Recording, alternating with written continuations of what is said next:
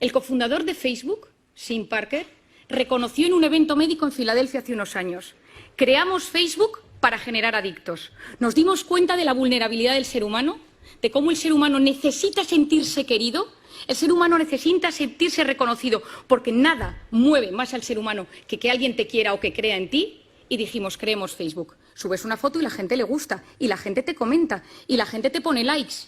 Cuando uno se comprende, se siente aliviado. Y el problema que nos sucede muchas veces es que como seres humanos nos van sucediendo cosas, vamos sintiendo cosas, van surgiendo síntomas en nuestro cuerpo y no entendemos nada. Tengo 20 minutos para intentar explicaros cómo funciona nuestro cerebro y cómo funciona nuestro cerebro en este mundo digital tan apasionante. Y con esas ideas que os voy a dar, transmitiros unos tips, unos pequeños consejos para que el mundo digital saque lo mejor de nuestro cerebro y no lo peor de nuestro cerebro. Quizá alguno me haya escuchado en alguna ocasión y yo siempre hablo de una hormona, que es la hormona del cortisol. El cortisol es la hormona del estrés.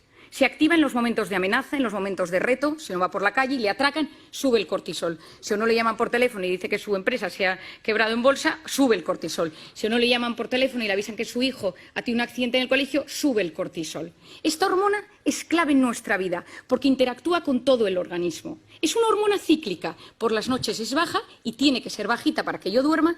A lo largo de la noche sube hasta las 8 de la mañana, que tiene su pico más alto. Lo interesante de esta hormona es que no solo se activa en los momentos de amenaza, sino también cuando yo me imagino un momento de amenaza. Es decir, mi mente y mi cuerpo no distinguen una amenaza real de una amenaza imaginaria. Ante algo físico real que me sucede, es decir, que me echen de mi trabajo, o ante algo imaginario, y si me echan de mi trabajo, se activa esta hormona.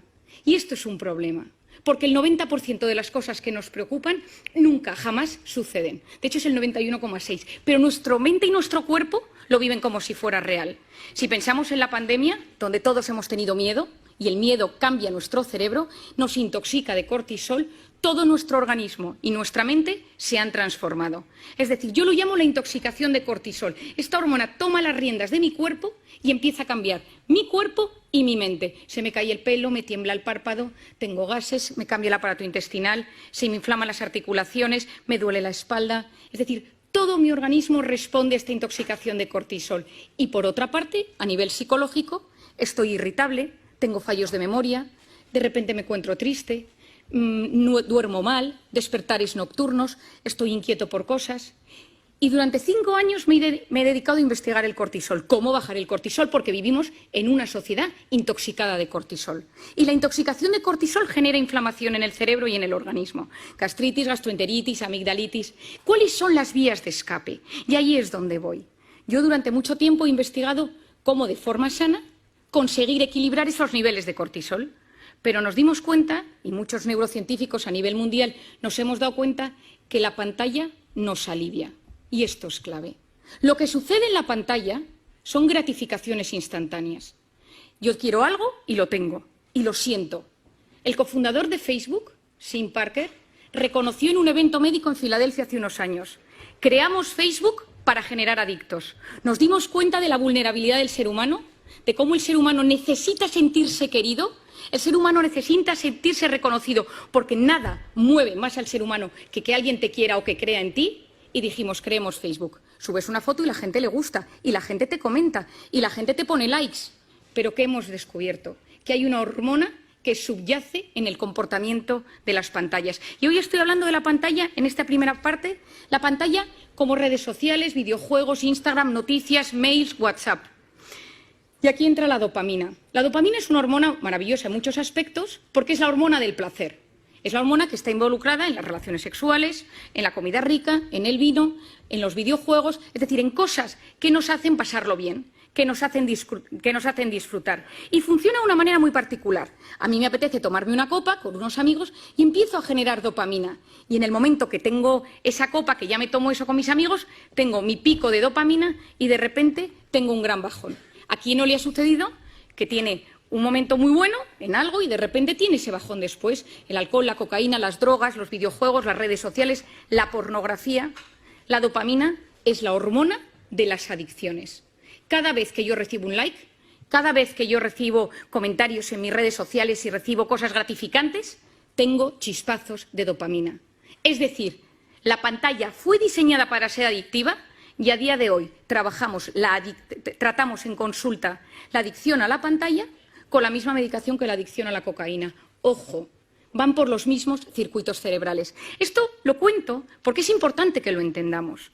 Es decir, nuestro cerebro no es inmune a tener pantalla todo el rato. Es cierto que nos ha salvado en un momento de pandemia. Es cierto que ayuda a acercar a nivel empresarial, educativo, en muchísimos aspectos. Pero necesitamos conocer cómo funciona y cómo activa nuestro cerebro para ser capaces de enfrentarnos de la mejor manera posible a ello. ¿Qué ha hecho la pantalla? Que nos hemos convertido en drogodependientes emocionales, adictos a experiencias vibrantes, porque siempre llega algo en la pantalla. Yo activo la pantalla, yo actualizo la pantalla. Si uno de vosotros se levanta una mañana y no hay nada en el WhatsApp, uno reinicia el teléfono. Porque que nadie te haya escrito nada en el teléfono significa que algo ha sucedido. Y lo siguiente que sucede es que te metes en Internet a ver si es que se ha caído WhatsApp a nivel mundial. ¿Por qué? Porque nosotros nos hemos acostumbrado a recibir emociones y sensaciones constantes. Las empresas se dieron cuenta de esto.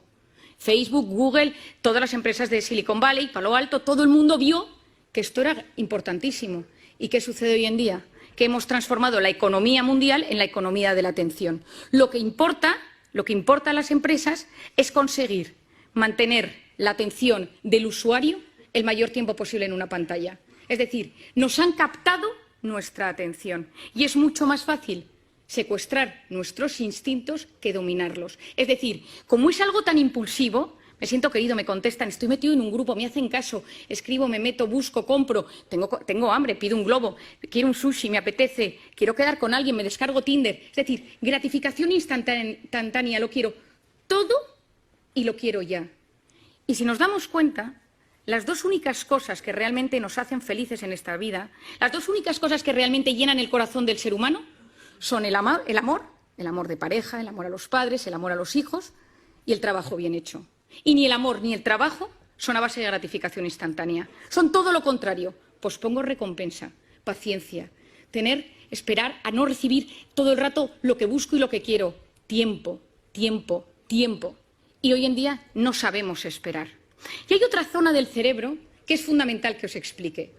Y se denomina la corteza prefrontal. La corteza prefrontal es esta zona delantera de nuestro cerebro y es la zona que se encarga de la atención, de la concentración, de la resolución de problemas y del control de impulsos. Nada, es la que se encarga de que seamos seres superiores. La que yo de repente voy caminando en un restaurante y tengo apetito y veo que mientras voy por el pasillo que un señor está comiendo y no le quito la comida del plato. La que hace que yo de repente me apetezca comprarme algo y no me lo compro. Que de repente veo a una persona que me gusta por la calle, estoy casado y digo, no me conviene porque estoy comprometido con otra persona. Esto es la corteza prefrontal. Es el centro neurálgico de la voluntad. Pospongo las cosas o las retiro de mi camino porque no me convienen. Cuando un bebé nace, la corteza prefrontal es profundamente inmadura y el desarrollo del cerebro funciona de atrás para adelante y a medida que uno se va haciendo mayor, va madurando hasta que la corteza prefrontal madura en torno a los 15, 18, 21, 25 y hay gente que no madura casi nunca. En las mujeres madura antes, en los hombres madura después. Si la corteza prefrontal se activa en un bebé de tres maneras. Es decir, ¿cómo activas la atención de un bebé? Con tres cosas: luz, sonido y movimiento. Si alguno tiene un bebé o ha tenido un hijo, se da cuenta, de repente el hijo está en su hamaquita, pasa el padre, pasa la madre y gira la cabeza. Presta atención. De repente se enciende una lucecita, presta atención, escucha una música y activa su atención. ¿Qué queremos nosotros con la corteza prefrontal de nuestros hijos? Que a medida que se van haciendo mayor, presten atención a objetos inmóviles, a un profesor, que estén sentados en la salita de espera, que vean una puesta de sol y les guste, que puedan ir a un museo, que puedan leer un libro. Es decir, que no solo se active su corteza prefrontal con la luz, con el sonido y con el movimiento, sino que también sean capaces de prestar atención a una conferencia. ¿Qué pasa si yo le doy a mi hijo una tablet, un iPad, lo que sea, con 6 meses, con 1 año, con 2 años, con 3 años? Y yo se la pongo. ¿Qué es la tablet? Luz, sonido y movimiento. Y el cerebro del ser humano funciona con un mecanismo que se denomina use it or lose it. O lo usas o lo pierdes. ¿Quién de nosotros tiene mejor hipocampo, centro de la memoria, desde que usa Wikipedia? Nadie. Todos se nos atrofió el hipocampo. ¿Quién de nosotros se orienta mejor desde que usa Google Maps para todo? Nadie. Porque nuestro cerebro, cuanto más utilizas herramientas externas, más se atrofian las herramientas internas. Si yo utilizo la corteza prefrontal siempre para estimularme desde fuera, luz, sonido y movimiento, ¿qué es lo que está sucediendo? Que la corteza prefrontal de los jóvenes no está madurando de forma correcta. ¿Y esto qué consecuencias tiene? Seguro que habéis oído hablar del famoso TDAH, trastorno por déficit de atención e hiperactividad. Falta de atención, falta de control de impulsos, corteza prefrontal. 10% de los niños del primer mundo medicados por TDAH. Medicaciones que no son inocuas. Hay veces que son necesarias. ¿Es solo la culpa de la pantalla? No es solo. Pero la pantalla no está ayudando. ¿Por qué? Porque si yo quiero ayudar a que se desarrolle bien mi corteza prefrontal, necesito posponer el uso de la pantalla en los niños. Si nosotros, que somos adultos, que nos educaron sin pantalla en nuestra corteza prefrontal, ya nos damos cuenta que constantemente esto nos alivia, esto nos ayuda, no podemos vivir sin el teléfono, nos damos cuenta que nos lo hemos olvidado y hay un sudor frío por la espalda, que somos conscientes de que lo necesitamos, lo llevamos colgados y a veces incluso algunos pegados en la mano como si fuera un reloj. Imaginemos en niños que tienen su corteza prefrontal en plena fase de maduración. Y necesitamos niños con criterio, necesitamos chicos que sean capaces de saber discernir el bien del mal, de buscar la información. Estamos enamorados de la superficialidad porque no somos capaces de profundizar. El otro día le compré a mi hijo mayor un libro de los 5, que yo supongo que aquí todo el mundo lo ha leído, y me quedé horrorizada. El libro ha cambiado, ya no hay textos descriptivos, solo son una especie de dibujos con textos de aventuras. Y le pregunté, escribía a la editorial y me dijeron, es que nos hemos adaptado a los nuevos tiempos y a la capacidad de lectura que tienen los niños hoy en día. Me quedé preocupadísima. Es decir, no somos ni siquiera capaces de leer. Antes leíamos una novela, la leíamos 2 horas y al día siguiente la retomábamos y nos acordábamos de los personajes.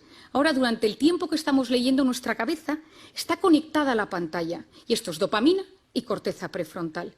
Necesitamos potenciar la corteza prefrontal del ser humano del siglo XXI. ¿Significa que tengo que coger mi teléfono y tirarlo a la basura? Por supuesto que no. Significa que soy yo quien domino el dispositivo y no el dispositivo el que me domina a mí.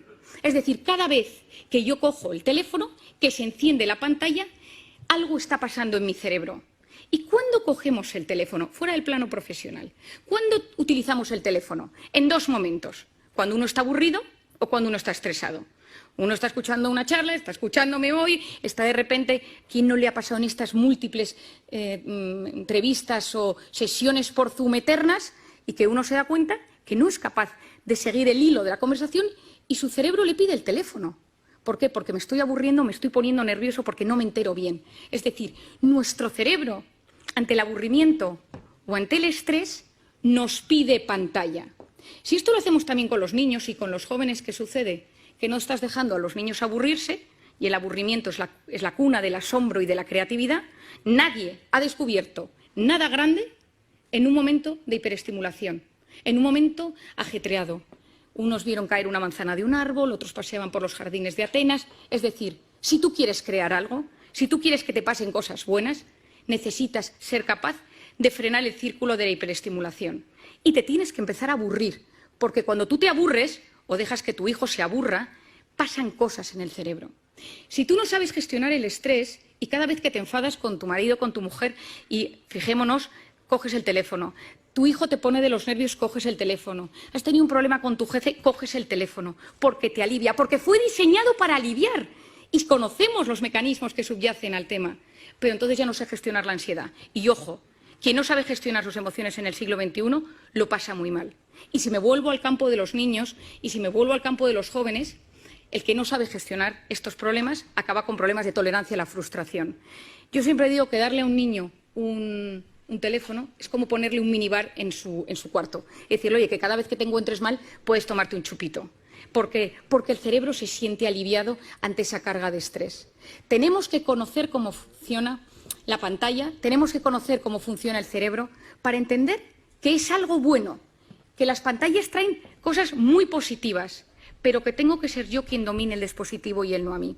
Hay un documental que se llama The Social Dilemma, hecho por Netflix, que os recomiendo, Está Tristan Harris detrás de ello, que es lo que denominan en Estados Unidos, le llaman the closest thing Silicon Valley has to conscience, lo más cercano que tiene Silicon Valley a la conciencia, porque él ha abierto la posibilidad de que haya comités de ética en las grandes empresas tecnológicas para hablar de estos asuntos, porque es la primera vez en la historia que los hijos son menos inteligentes que sus padres. Y me refiero a inteligencia, capacidad de buscar, capacidad de discernir, encontrar dentro de toda la información y saber encontrar lo importante.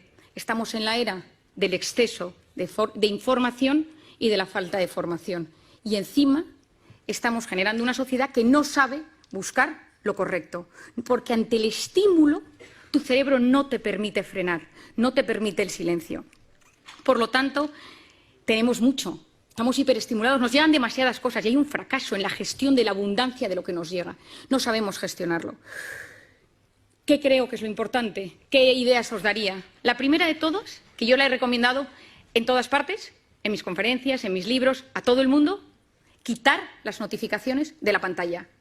Porque las pantallas, cada vez que nos llega algo, que puede ser un grupo del colegio de mi hijo, puede ser un grupo de amigos del tenis de los sábados, es decir, son cosas que hacen pequeñas activaciones de la corteza prefrontal que a la larga me la debilitan. Y que recordemos esto, necesitamos una sociedad con una buena corteza prefrontal. Potenciar esa corteza prefrontal posponiendo la recompensa. Me apetece meterme ahora a ver si me ha escrito alguien por WhatsApp. No lo hago. Me apetece pedirme esta comida ahora. No lo hago.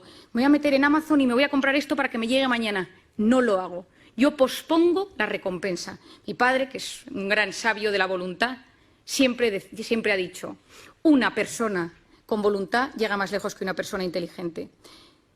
Por otro lado, esculpir nuestra atención. ¿A qué quiero prestar atención? Las cosas buenas de la vida suceden en la vida real, porque la vida virtual va a base de gratificaciones instantáneas. Volvamos a conectar con la vida real. En plena pandemia, sí, en plena pandemia tengamos que conectar. Durante tiempo nos han dicho no saludes, no sonrías, no te acerques, no abraces. Y ahora yo lo que digo es, tomemos tiempo para preguntarle a la gente cómo está de cara. Sonriamos a las personas. Volvamos a generar esa conexión humana que es absolutamente clave. Y no quiero terminar sin hablaros de una cosa que para mí, y a pesar de que sé que es un ámbito que os va a sorprender, es fundamental. Os he contado que yo llevo varios años investigando el cortisol y siempre investigo las hormonas y la dopamina, la del placer, la serotonina, la felicidad, la oxitocina, la hormona del parto y de la lactancia. Y hace 2 años me sucedió una anécdota. Acababa de nacer mi tercer hijo, yo tengo 4 niños, y acababa de nacer mi tercer hijo y yo estaba en plena lactancia y estaba de baja maternal. Y me llamaron del hospital y me dijeron que estaban presentando un nuevo fármaco en Madrid y me acerqué con mi coche, yo tengo un Golf muy viejo que tiene muchos años, que está medio rayado, al centro de Madrid. Me puse mona, me subí a mi tacón y me acerqué, esto ahora os explico por qué os doy este dato, y entonces yo iba en el coche y dejé el coche aparcado en la planta -3 de un parking infernal en el centro de Madrid. Subí al hotel, estuve en la presentación, pero ya me tocaba volver a dar de comer al pequeño y volví al parking. Y cuando iba andando por el parking, veo que un tipo con mala pinta me sigue. Y entonces empiezo a ver que me sigue, empiezo a andar y digo, ay, que me está subiendo el cortisol. Soy muy consciente de mis cosas y empecé a notar que me angustiaba y que empezaba a no poder respirar y de repente, al lado de mi coche rojo, viejo, rayado, había un cochazo. Y entonces me dijo, dame las llaves. Y le dije, no, que mi coche es el rojo viejo, que este no es mi coche. Y entonces, en vez de darle las llaves, el móvil, la cartera, todo, me subí al coche, bajé el pestillo y arranqué. No podía respirar, me dio un ataque de pánico y encima era plenamente consciente. Taquipnea, taquicardia, no puedo pensar, corteza prefrontal, se me duerme la mano. Y me conocía todos los síntomas, pero no era capaz de relajarme. Arranqué, salí corriendo del parking y cuando subía por la Castellana, llamé a mi marido casi sin poder hablar. Me han atracado por la calle, ¿y no qué? Y entonces, ¿qué tal? Y mi marido, ¿pero te han secuestrado? No, me dio encima que se agobia, ¿no? Y yo, no, voy a casa. Y llegué a casa, subí corriendo, y la persona que estaba cuidando del bebé me dio al bebé literalmente en brazos. Y entonces yo, corriendo, me lo puse al pecho para que pudiera comer y entró mi marido en la habitación. ¿Pero qué te ha pasado? Y yo, con una calma sorprendente, le empecé a explicar, no, es que estaba en el parking y un tío con mala pinta. Y me dice, Mario, ¿te has tomado algo? ¿Cómo te has relajado? Y digo, tienes toda la razón. Digo, este pico de cortisol tarda 6 horas en bajar. Digo, ¿cómo soy capaz? Y de repente me quedé mirando al bebé y dije, ¿y si la oxitocina de la lactancia bajara el cortisol y esta me puse nerviosa. Me metí en Internet, me puse a buscar y efectivamente, si estimulamos la oxitocina, bajamos el cortisol. Y entonces me he dedicado estos 2 años a investigar la oxitocina. Como no nos podemos poner a lactar, todos los que estamos aquí, he buscado todas las maneras que existe para que podamos generar oxitocina.